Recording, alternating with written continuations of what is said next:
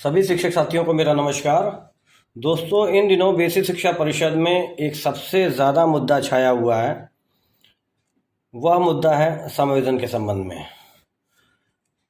ज़्यादातर प्रश्न जो आ रहे हैं वो ये पूछे जा रहे हैं कि ये अंतः जनपदीय जो समायोजन की प्रक्रिया है, इस प्रक्रिया के अंतर्गत कौन सा शिक्षक विद्यालय में रुकेगा और कौन सा शिक्षक विद्यालय से जाएगा।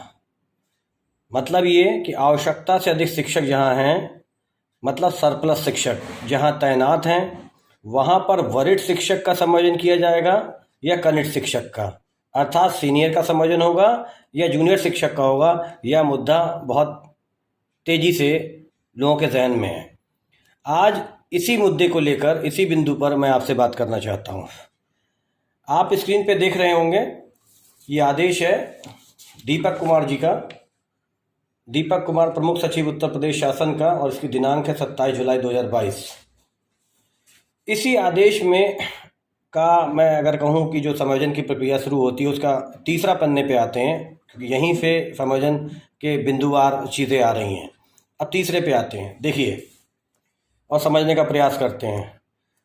तीसरे पेज पे 14 नंबर जो है अंतर्जनपदीय समायोजन की प्रक्रिया, पहला बिंदु, चिन्हित आवश्यकता से अधिक अध्यापक वाले विद्यालय में ऐसे अध्यापक अध्यापिका जिनका कार्यरत विद्यालय में पदस्थापन होने के कारण निःशुल्क और अनिवार्य बाल शिक्षा का अधिकार अधिनियम 2009 के मानकों का विचलन हुआ। इसे समझने का प्रयास कीजिए।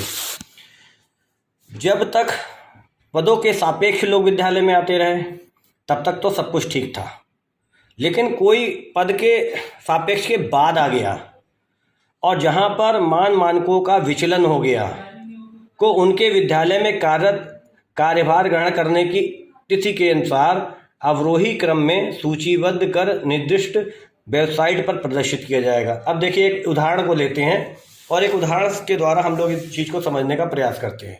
देखिए, हम उदाहरण लेते हैं किसी जूनियर स्कूल का। किसी जूनियर स्कूल में 3 लोग हैं, 4 लोग हैं। पहला जो है वो हेड है, फिर एक सहायक है, फिर एक सहायक है और एक सहायक है। मतलब तीनों विषय वाले सहायक हो गए और एक हो गया आपका हेडमास्टर। तो कुल मिला के 4 लोग थे। यहाँ तक तो व्यवस्था बिल्कुल सटीक थी, बिल्कुल ठीक थी, दुरुस्त थी। अब इसके बाद 5 नंबर पर एक अध्यापक अपनी पोस्टिंग कराते हैं और 6 नंबर पर एक पोस्टिंग कराते हैं। तो जब 5 नंबर वाला व्यक्ति आया और 6 नंबर वाला व्यक्ति आया, तो जो 5 नंबर था ये पद के सापेक्ष नहीं आया, ये पद के सापेक्ष नहीं आए और इन्होंने आकर जो हम लोग का एक्ट है निःशुल्क और अनिवार्य बाल शिक्षा का अधिकार अधिनियम 2009 मानकों का विचलन पैदा कर दिया। तो ये 5 नंबर वाले व्यक्ति ने विचलन पैदा किया और उसके बाद 6 नंबर पे जो व्यक्ति आए उन्होंने विचलन पैदा किया। तो जो अब समायोजन की प्रक्रिया में बता रहा है वो ये बता रहा है कि अब 5 नंबर और 6 नंबर यहाँ से, क्योंकि इन लोगों के वजह से ही विचलन हुआ, तो 5 नंबर वरिष्ठ हो गया और 6 नंबर जो है वो उसका कनिष्ठ हो गया। अब इनकी सूची बनेगी, इन दोनों की सूची बनेगी अवरोही क्रम में। इन दोनों लोगों की सूची बनेगी अवरोही क्रम में और सूची का आधार जो होगा वो उसके विद्यालय में नियुक्ति तिथि होगी। ठीक है, अगला बिंदु समझते हैं। सर्वप्रथम, आवश्यकता से अधिक अध्यापक वाले विद्यालय जिनमें सबसे अधिक अध्यापक कार्यरत हैं, मतलब सरप्लस है, से अतिरिक्त अध्यापकों को अध्यापक की आवश्यकता वाले विद्यालय में समायोजन करने की कार्रवाई की जाएगी। यही जो मैंने अभी बताया कि 4 लोग थे, 2 व्यक्ति और आ गए, तो जहां मानकों का विचलन पैदा हुआ उन्हीं की वरिष्ठता सूची वहां से बनेगी, पद के सापेक्ष बाद में आने वाले से वहां से सूची बनेगी। तत्पश्चात आवश्यकता से अधिक अध्यापक वाले विद्यालय में कार्यरत अध्यापकों की संख्या के अवरोही क्रम में, अब ये 6 लोग बचे, 6 लोगों में जब पद के सापेक्ष आए थे, 4 तक पद के सापेक्ष थे, तो 5 और 6 की सूची बना दी गई उसकी विद्यालय में आने की तिथि से। अब इनको अवरोही क्रम में रख दिया गया। ठीक, अध्यापक की आवश्यकता वाले विद्यालय में समायोजन की कार्रवाई की जाएगी। वही चीज़ है जो ऊपर बताइए। अब हम लोग आते हैं 8 नंबर पे। 8 नंबर में क्या कहा गया है? आवश्यकता से अधिक अध्यापक वाले विद्यालय सरप्लस में चिन्हित शिक्षक को उनकी वरिष्ठता के आधार पर अवरोही क्रम में सूचीबद्ध किया जाएगा। वही चीज़ फिर से आ रही है, रिपीट हो रही है कि जो आवश्यकता से अधिक है, मतलब 5 नंबर वाला व्यक्ति और 6 नंबर वाला व्यक्ति, वो वहाँ से वरिष्ठता बनेगी और वरिष्ठता के आधार पर अवरोही क्रम में लगाया जाएगा तथा अध्यापक की आवश्यकता वाले विद्यालय, जहाँ आवश्यकता वाले विद्यालय अवरोही क्रम में सूचीबद्ध किया जाएगा। उन्हें पहले 5 वाले व्यक्ति को वरिष्ठ माना जाएगा। उसके बाद कनिष्ठ जो होगा वो 6 नंबर वाला व्यक्ति होगा। आवश्यकता से अधिक अध्यापक वाले विद्यालय की सूची में वरिष्ठतम शिक्षक को, अध्यापक की आवश्यकता वाले विद्यालय को सूची में शिक्षक विहीन एकल शिक्षक एवं ऐसे विद्यालय जहां पर 2 या 2 से अधिक शिक्षक कार्यरत है परंतु निःशुल्क अनिवार्य व बाल शिक्षा का अधिकार अधिनियम के मानकों के अनुसार जगह रिक्त है, समायोजित किया जाएगा।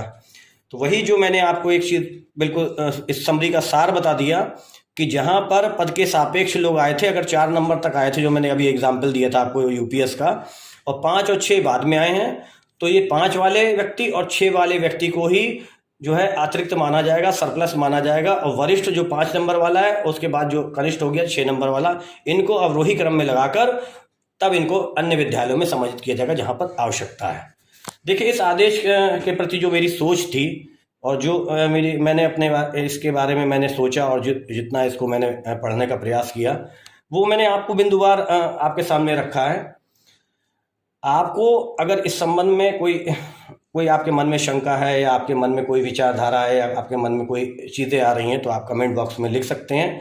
मेरे हिसाब से और मेरे अध्ययन करने के हिसाब से इसमें जो मैंने आपको बताया, तो आवश्यकता से अधिक जो आए हैं उन्हीं को समायोजित किया जाएगा, उन्हीं की वरिष्ठता सूची बनेगी अवरोही क्रम में। बहुत बहुत धन्यवाद साथियों। Thank you very much. जय हिंद।